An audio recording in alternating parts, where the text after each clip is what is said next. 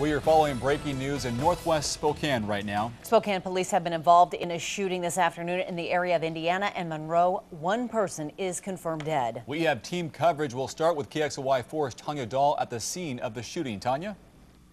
Well, what we're learning is that this all started at a nearby home, and there is one man who was shot dead, and this entire intersection is actually blocked off. The police are out here. You can actually see a pickup truck in that intersection. Witnesses tell me that a man jumped out of that Chevy pickup. He ran around the Sherry's restaurant and he was armed.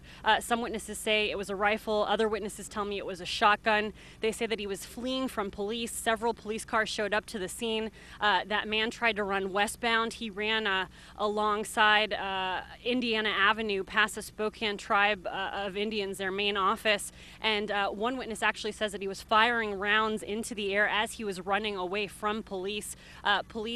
Witnesses say that police asked that man to drop his weapon, to stop firing, and he just continued to run, and that's when witnesses tell me that officers returned fire.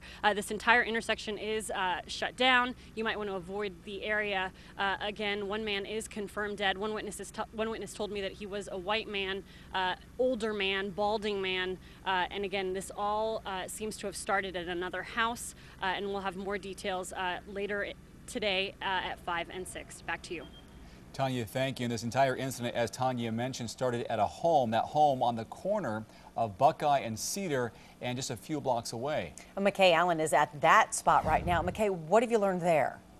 Well, here's what we know, guys. We've talked to a couple witnesses who tell us the exact same story. They say a guy drove up in a white Chevy pickup. The guy drove up, he parked right and ran.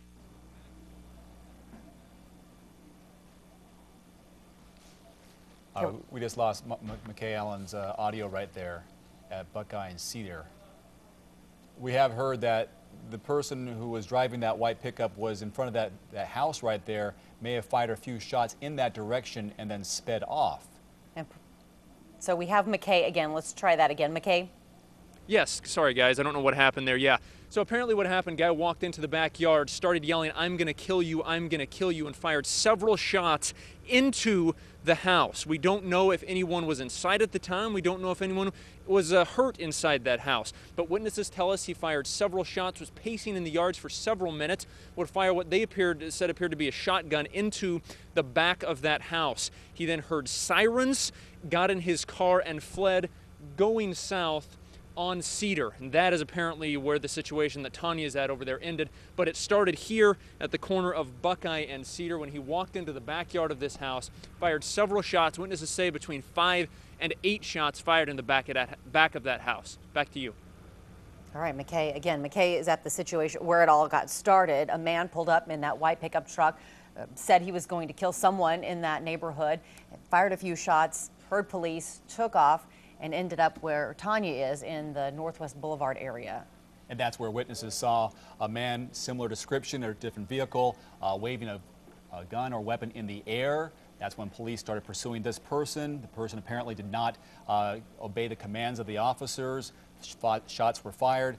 Now there's a man who is dead in that area because of this officer-involved shooting, and the place is blocked off right now at the intersection of Indiana, Monroe, and Northwest Boulevard.